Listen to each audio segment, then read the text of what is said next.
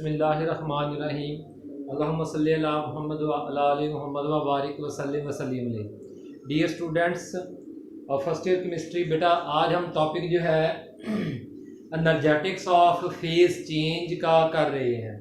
तो बड़े देखें, टॉपिक ऊपर मेरे बोर्ड पे भी लिखा हुआ है, किताब भी आपके पास होनी चाहिए, हाईलाइटर पेंसिल सारा कुछ ठीक हो गया ना जी। साथ साथ नोट करते जाइएगा। Energetics of phase change, what is energetics? Study of energy changes in a process is called energetics. जब किसी प्रोसेस के दौरान जो है उस प्रोसेस में जो भी सिस्टम चल रहा है उस सिस्टम की एनर्जी तब्दील होती है, कम होती है, ज़्यादा होती है, कितनी कम होती है, कितनी ज़्यादा होती है, उसका मुतालिया करना क्या कहलाता है? एनर्जेटिक्स। ठीक हो गया ना जी। अब आ गया अगला लफ्ज़ फेज चेंज। फेज पहले बात कर रहे थे। फेज क्या है? फेज है फिजिकल स्टेट। क्या है? Physical state.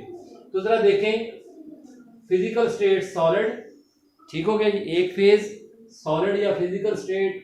उसके बाद दूसरा क्या होता है? लिक्विड। अच्छा जी, तीसरा क्या होता है? गैस, यानी गैसियस स्टेट या गैस हो गया। अब मैंने आपके सामने सारे फेज बना दिए हैं। हमें पता है कि इनकी जो किसी भी रूम टेम्परेचर पे सॉलिड्स की जो एवरेज काइनेटिक एनर्जी होती है ना, वो लो होती है क्योंकि वो अपनी पोजीशन पे फिक्स होते हैं। ठीक हो गया ना जी। लिक्विड्स की उनसे ज़्यादा होती है और इसी तरह से गैस के मालिक्यूलों की उनसे ज़्यादा होती है।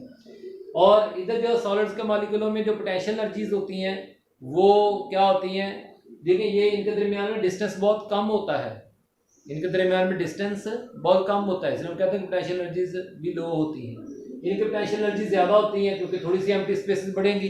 देखिए, पोटेंशियल एनर्जी जो है उसको एक तरह से हम कहते हैं फोर्स इनटू डिस्टेंस।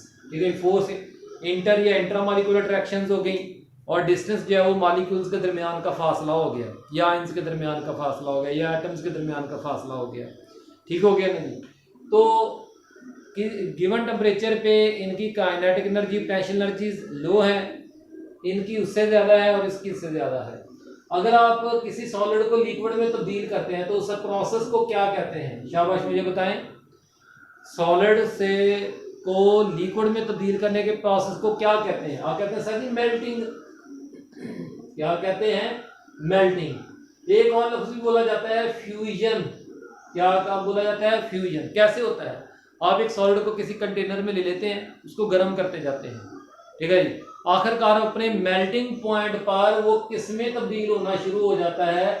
उसका टेम्परेचर बढ़ता जाता है। जब उसका टेम्परेचर सॉलिड का बढ़ के मेल्टिंग पॉइंट पे बराबर हो जाता है तो वो लिक्विड में तब्दील होना शुरू हो जाता है। समझ आ गई बात? ठीक जा रहा हूं मैं? अब आप क्या कर रहे हैं? फ्यूजन के दौरान या मेल्टिंग के दौरान आप सॉलिड के पार्टिकल्स को, चाहे वो एटम्स हैं, चाहे वो आयंस हैं, चाहे वो मॉलिक्यूल्स हैं, उनको हीट एनर्जी दे रहे हैं। इट्स का मतलब है कि आप सॉलिड सिस्टम की एनर्जी बढ़ा रहे हैं और उस वजह से उसका सॉलिड सब्सटेंस का फेज चेंज यानी फिजिकल स्टेट चेंज हो जाता है और वो किस में तब्दील हो जाता है? Liquid physical state, liquid phase में। लेकिन इस सारे अमल के दौरान एनर्जी अब्जॉर्ब की गई। ठीक है ना जी। जितनी मकदार में एनर्जी अब्जॉर्ब की गई उसे हम क्या बोलेंगे?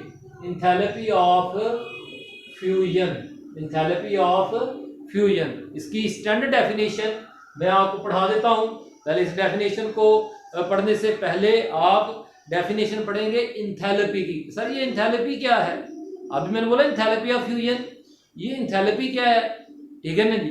आइए जरा किताब से पढ़ते हैं। When ever a matter undergoes a physical change, जब कभी कोई मैटर जब वो अपनी फिजिकल चेंज में जाता है यानी अपना फिजिकल स्टेट तब्दील करता है, तो it is always accompanied by energy change. तो साथ साथ उसके एनर्जी चेंजेस भी होती हैं। ठीक हो गया ना जी। तो जैसे सॉलिड से लिक्विड में जाएगा तो एनर्जी अब्जॉर्ब करेगा, लिक्विड से गैस में जाएगा जिसे हम इवेपोरेशन कहते हैं। ठीक है ना जी। और अगर बॉइलिंग पॉइंट पे हो तो फिर वो क्या हो जाएगी? वेपोराइजेशन हो जाएगी। मैंने पिछले लेक्चर में आपको बता दिया था बॉइलिंग पॉइंट वाले में। ठीक है ना जी। तो वेपोराइजेशन के इसमें भी एनर्जी अब्जॉर्ब करेगा लिक्विड। ठीक है, तभी एंडोथर्मिक प्रोसेस है, तभी कूलिंग पैदा होनी है। अच्छा जी। तो the changes in the energy is the quantitative measurement of the different in the strength of intermolecular forces. कोई एक सॉलिड जो है वो मिसाल के तौर पर 100 किलो जॉल एनर्जी एब्जॉर्ब करता है मेल्ट होने के लिए, एक जो है वो सिर्फ 50 किलो जॉल एनर्जी एब्जॉर्ब करता है पर मोल, दोनों का एक एक मोल है, लेकिन एक 100 किलो जॉल पर मोल एनर्जी एब्जॉर्ब करता है और दूसरा जो है वो 50 किलो जॉल। तो फिर क्या इसका मतलब, जो 100 किलो जॉल पर मोल एनर्जी एब्जॉर्ब कर रहा है ना, उसमें इंटरमॉलिक्यूलर फोर्सेस जो है वो बड़ी स्ट्रॉन्ग पाई जाती हैं, इसलिए उसको ज्यादा हीट एनर्जी की जरूरत है अपने आप को मेल्ट करवाने के लिए, लिक्विड में तब्दील करने के लिए, एंड सो ऑन वगैरह उल्ट कर सकते हैं 50 किलो जॉल के लिए। The change in energy is mostly form of heat. ये जो चेंज इन एनर्जी होना है, असल में तो जब आप सॉलिड को लिक्विड में तब्दील करेंगे तो इनकी काइनेटिक एनर्जीज भी बढ़ेगी, सॉलिड को बनाने वाले पार्टिकल्स की, ठीक होगा ना जी, और उनकी पोटेंशियल एनर्जी बढ़ेगी। लेकिन आप जो एनर्जी देंगे वो किस फॉर्म में देंगे, हीट की सूरत में देंगे। हीट एनर्जी जो है वो क्या बन जाएगी, इस सॉलिड के पार्टिकल्स की काइनेटिक एनर्जी या फिर पोटेंशियल एनर्जी बन जाएगी और वो लिक्विड में तब्दील हो जाएंगे, लिक्विड स्टेट इख्तियार कर लेंगे। तो बड़े डेफिनेशन किसकी आ गई, इंथैल्पी चेंज, किसकी आ गई, enthalpy change. If a physical और केमिकल चेंज टेक प्लेस, यानी कोई भी प्रोसेस होता है, ठीक हो गया ना जी, तो एट कांस्टेंट प्रेशर, मैं किताब से पढ़ रहा हूं, ठीक है ना जी, इफ ए फिजिकल और chemical change take place at a constant pressure then the heat change during this process is called enthalpy change. तो उस प्रोसेस के दौरान जितनी हीट एनर्जी जो है वो एब्जॉर्ब की गई है या रिलीज की गई है, उस एब्जॉर्ब या रिलीज्ड हीट एनर्जी को क्या कहते हैं, इंथैल्पी चेंज कहते हैं। This is denoted by del H, ठीक हो गया ना जी। These enthalpy changes are usually expressed per mole of the substance. आम तौर पर उसको सब्सटेंस का कितना होना चाहिए, 1 मोल होना चाहिए, ठीक है ना जी। 3 types of enthalpy changes are associated with usual physical changes. तो 3 किस्म की इन्वॉल्व है। तो उनमें से पहली जो मोलर हीट ऑफ फ्यूजन आए वो मैंने आपको समझाई, अभी उसको डिफाइन करते हैं। It is the amount of heat absorbed bye 1 mole of a solid, it is the amount of heat absorbed by 1 mole of solid when it melts into liquid form at its melting point, ठीक है ना जी। during the change is kept, during this change pressure is kept 1 atmosphere, ठीक हो गया ना जी। यानी 1 atmosphere pressure पे 1 मोल सॉलिड सब्सटेंस जितनी हीट एनर्जी एब्जॉर्ब करती है वो उस सब्सटेंस की मोलर हीट ऑफ फ्यूजन कहलाती है, ठीक है ना बेटा जी। तो इसलिए जिस सब्सटेंस का मोलर हीट ऑफ फ्यूजन ज्यादा होगा, इसका मतलब उसके पार्टिकल्स, एटम्स, माइंस या मॉलिक्यूल्स के दरमियान में उतनी स्ट्रॉन्ग अट्रैक्शंस मौजूद हैं। लेकिन याद रखना यहाँ पे सॉलिड से लिक्विड में तब्दील करना है। मोलर हीट ऑफ वेपराइजेशन, वही बात, अगर आप 1 मोल लिक्विड को उसके बॉइलिंग पॉइंट पर गैस में तब्दील करने के लिए जितनी हीट एनर्जी देते हैं, यानी वो लिक्विड अब्सॉर्ब करता है, वो उसकी क्या कहलाएगी, मोलर हीट ऑफ वेपराइजेशन। ये हमने पहले भी पढ़ा था, बड़े बॉइलिंग पॉइंट पर जो वेपरेशन होती है उसे क्या कहते हैं, vaporization. Molar heat of vaporization del H V से जिसको रिप्रेजेंट, देखिए मैं नॉट लगा दिया है, किताब में डेल एच है, मैंने नॉट लगा दिया। जब कंडीशन स्टैंडर्ड हो जाए ना तो फिर नॉट आ जाता है। ये नॉट किसको रिप्रेजेंट, स्टैंडर्ड कंडीशन, सब्सटेंस का 1 मोल होना चाहिए, atmosphere pressure, external pressure 1 atmosphere होना चाहिए और रूम टेम्परेचर पे वो चेंज होनी, वो प्रोसेस होना चाहिए, यानी चेंज इन फिजिकल स्टेट, ठीक है जी। जैसे इस चेंज इन फिजिकल स्टेट का नाम फ्यूजन, तो इसका नाम वेपराइजेशन, ठीक है जी। तो वो बाद में बात करते हैं। It is the amount of heat absorbed when 1 mole of liquid is change into vapours at its boiling point, the pressure during the change is kept 1 atmosphere, ठीक हो गया। आगे बात चलाते हैं। अगली बात क्या है, आपको हमने सेकंड चैप्टर में एक और पढ़ाया था, अगर कोई सॉलिड जो है वो डायरेक्टली गैसियस वेपर्स में तब्दील हो जाए, गैसियस या गैस यानी गैसियस वेपर्स में तब्दील हो जाए, तो इस प्रोसेस को क्या कहते हैं, सब्लिमेशन। आ गई यार। The change in physical state, the process in which a substance directly changes into vapors without passing through liquid phase is called sublimation, ठीक है ना जी। तो फिर 1 मोल सॉलिड को मुकम्मल तौर पर वेपर्स में तब्दील करने के लिए जितनी जो है वो रूम टेम्परेचर पे और 1 एटमॉस्फेयर प्रेशर पे हीट वो अब्सॉर्ब करेगा, उसको हम क्या कह देंगे, एंथैल्पी ऑफ सब्लिमेशन, यानी molar heat of sublimation, molar heat of sublimation या एंथैल्पी ऑफ सब्लिमेशन। आप इसी मोलर हीट ऑफ फ्यूजन को एंथैल्पी ऑफ फ्यूजन भी कह सकते हैं, इसको एंथैल्पी ऑफ वेपोराइजेशन भी कह सकते हैं, इसे एंथैल्पी ऑफ सब्लिमेशन भी कह सकते हैं, इसमें कोई प्रॉब्लम नहीं, हीट और एंथैल्पी चेंज एक ही है। अच्छा जी, it is the most amount of heat absorbed when 1 mole of a solid sublime, sublimes का मतलब मैंने बता दिया, directly changing of solid into vapours, ठीक है ना जी, to give 1 mole of vapours at particular temperature and at particular temperature room temperature, ठीक है ना जी, एंड 1 एटमॉस्फेयर प्रेशर। तो all the changes are positive, ये सारी की सारी पॉजिटिव है। क्यों है? क्योंकि ये सारी की सारी क्यों पॉजिटिव है? क्योंकि ये एंडोथर्मिक है। ये क्या है? एंडोथर्मिक, इनमें हीट एनर्जी एब्जॉर्ब हो रही है, इसलिए ये एंडोथर्मिक है, ठीक है ना जी। ये सारी की सारी पॉजिटिव क्यों है?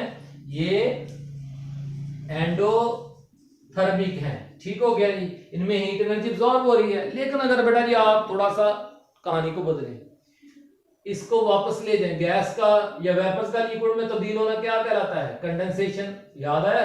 ऑपोजिट ऑफ या reverse process of evaporation is called condensation, ठीक है जी। लिक्विड का वापस सॉलिड में तब्दील होना क्या कहलाता था? फ्रीजिंग। आ गई यार? तो इसको भी क्या कहते होते हैं? कंडेंसेशन ही कहते होते हैं। सब्लिमेशन का उल्टा भी क्या होता है? कंडेंसेशन ही होता है। तो कहने का मकसद है कि अगर आप जो है वो किसी गैस को लिक्विड में तब्दील करते हैं तो फिर उल्टा हीट रिलीज होनी है, मकदार उतनी होनी है, जितनी हीट ऑफ वेपोराइजेशन की उतनी होगी, लेकिन उसको क्या कहा जाएगा? Latent heat of vaporisation, latent, ठीक है ना जी, क्योंकि वो गैस के मॉलिक्यूलों में छुपी हुई थी, इसलिए जब आप गैस के मॉलिक्यूल लिक्विड में तब्दील हो रहे हैं तो वो बाहर रिलीज हो रही है। इसी तरह से एंथैल्पी ऑफ फ्रीजिंग, फ्रीजिंग जो है वो भी क्या होगी? एक्सोथर्मिक होगी, नेगेटिव होगी, और इस तरह से ये वगैरह जो है। खैर अभी एक छोटा सा शॉर्ट क्वेश्चन आ गया बेटा जी, छोटा सा शॉर्ट क्वेश्चन है, energy changes and internal attractions. तो देखिए जी कि एक शॉर्ट क्वेश्चन हेडिंग आप बना लें इसी पैराग्राफ में, del H naught V is greater than del H naught F, ठीक हो गया ना जी। यानी molar heat of vaporization is greater than molar heat of fusion, molar heat of vaporization is greater than molar heat of vaporization. यानी एक मोल solid जो है वो, एक मोल सॉलिड सब्सटेंस जो है वो जितनी अमाउंट ऑफ हीट एब्जॉर्ब करती है वो कम होती है उसी सब्सटेंस के एक मोल लिक्विड का वेपर्स में तब्दील होते हुए हीट एब्जॉर्ब करने के मुकाबले में। ऐसा क्यों? When a solid substance melts, जब एक सॉलिड सब्सटेंस मेल्ट करती है, ध्यान में रखें कैसे मेल्ट करती है, उसके एटम आयंस मॉलिक्यूल जो है उनमें एनर्जीज बढ़ रही होंगी, उनमें गैप्स बढ़ रहे होंगे, ठीक है जी। Ions undergoes relatively small changes in intermolecular distances, क्योंकि लिक्विड और सॉलिड्स के दरमियान में एम्प्टी स्पेसेस बहुत थोड़ी होती हैं, and potential energy also undergoes a small change, तो फिर उनकी सॉलिड से लिक्विड में जाते हुए पोटेंशियल एनर्जी में थोड़ा सा ही इजाफा होना है, यानी थोड़ी हीट एनर्जी एब्जॉर्ब की जाएगी। लेकिन लिक्विड से गैस में जाते हुए लार्ज एम्प्टी स्पेसेस पैदा होंगी, तो इसलिए पोटेंशियल एनर्जी में भी क्या होगा? बहुत ज्यादा इजाफा होगा।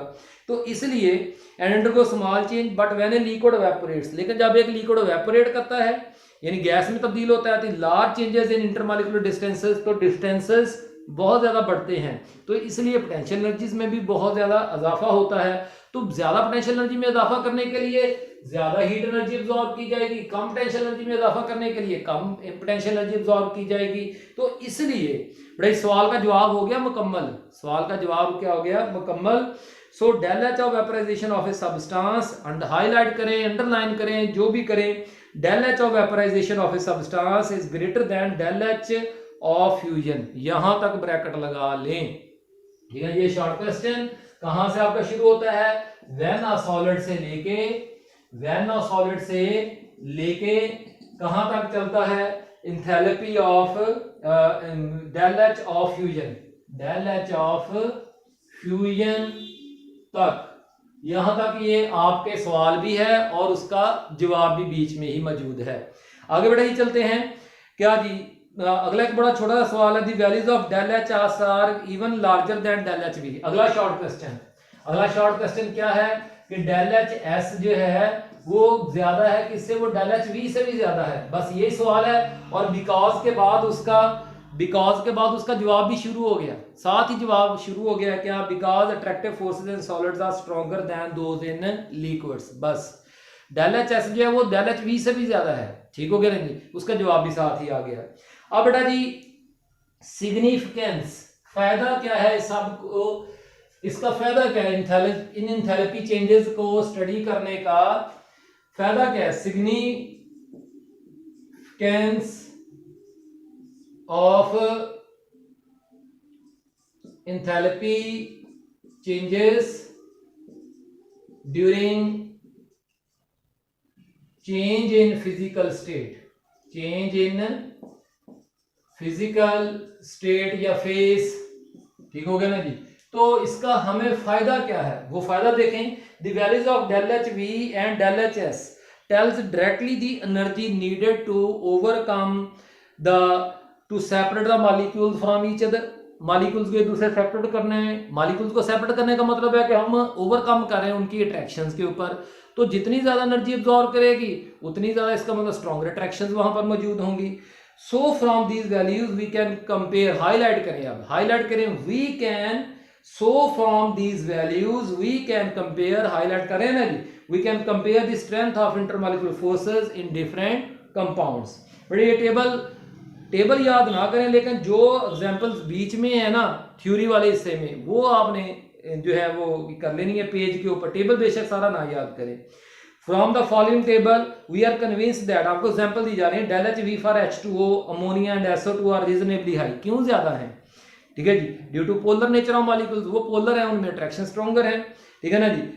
और del H V for iodine is the highest among its family. Iodine की जो डेल एच वी है वो ब्रोमीन से भी ज्यादा है, क्लोरीन से भी ज्यादा है, फ्लोरीन से भी ज्यादा है, क्योंकि डेल एच आयोडीन के अंदर क्या पाई जाती है? स्ट्रॉन्ग लंडन फोर्सेस पाई जाती हैं। सिमिलरली जो है हेक्सेन C6H14 जिसमें 6 कार्बन पाए जाते हैं, उसकी एंथैल्पी ऑफ वेपराइजेशन जो है वो ज्यादा है किससे? जो है पेंटेन से जिसमें 5 कार्बन पाए जाते हैं, ब्यूटेन से जिसमें 4 कार्बन पाए जाते हैं, प्रोपेन जिससे 3 पाए जाते हैं। तो वजह हमें पता है कि जितना मॉलिक्यूल के अंदर नंबर ऑफ एटम ज्यादा होते हैं उनमें लंडन डिस्पर्शन फोर्सेस भी क्या होती हैं? उतनी ज्यादा स्ट्रॉन्ग होती हैं। तो actually London forces in I2 and C6H14 are sufficiently strong and these are responsible for such behavior। बेटा जी कोई भी सवाल हो व्हाट्सएप पे पूछे। सॉरी एक टॉपिक रह गया, change of state and dynamic equilibrium, change of state and dynamic equilibrium. तो बेटा ये देखें जो है फ्यूजन का ऑपोजिट कौन है? फ्रीजिंग। वेपोरेशन का कंडेंसेशन। तो जहां पे दो ऑपोजिट प्रोसेस चलते हैं वहां पे फाइनली क्या अचीव होता है? इक्विलिब्रियम। कहां पे मैंने आपको पढ़ाया हुआ है? वेपर प्रेशर के टॉपिक में पढ़ाया हुआ है। Whenever A change of state occurs in the system, जब किसी सिस्टम में कोई भी तब्दीली होती है, यानी स्टेट फिजिकल स्टेट में तब्दीली आती है, तो it moves towards the conditions of dynamic equilibrium. Definition note करें डेफिनेशन डायनामिक इक्विलिब्रियम की आ गई है पेज जो है वो 94 पे। डायनामिक इक्विलिब्रियम की definition, dynamic equilibrium is a situation, is a state, is a stage when two opposing changes, जब दो opposite processes, fusion, freezing, vaporisation, condensation, दो opposite processes occur at equal rate, जब वो एक ही रेट के साथ हो रहे हों। तो बेटे डेफिनेशन होगी, being a chemist we should know, हमें ये एमसीक्यू है आपका, ठीक है ना जी। अब जो आप लाइन पढ़ रहे हैं ये एमसीक्यू है, मल्टीपल चॉइस क्वेश्चन है। क्या जी?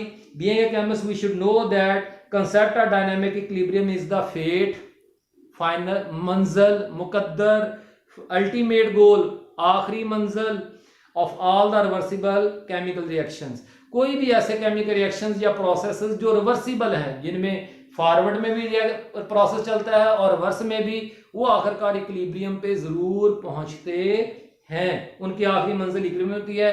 And all the physical changes, तो ये बड़े जी मसलन 0 डिग्री सेल्सियस पे आइस और वाटर, आइस मेल्ट करके वाटर में, और वाटर जब फ्रीज करके किस में तब्दील हो रही होगी? आइस में, तो उन दोनों के दरमियान में इक्विलिब्रियम स्टैब्लिश होगा। अगर 0 डिग्री सेल्सियस से टेम्परेचर लो कर देंगे तो सारा वाटर आइस बन जाएगा, और अगर 0 डिग्री सेल्सियस से बढ़ा देंगे तो सारी आइस वाटर में तब्दील हो जाएगी। तो बेटे कोई भी सवाल व्हाट्सएप पूछा तो हम सबका आमीन, अस्सलाम, आमीन, शुक्रिया।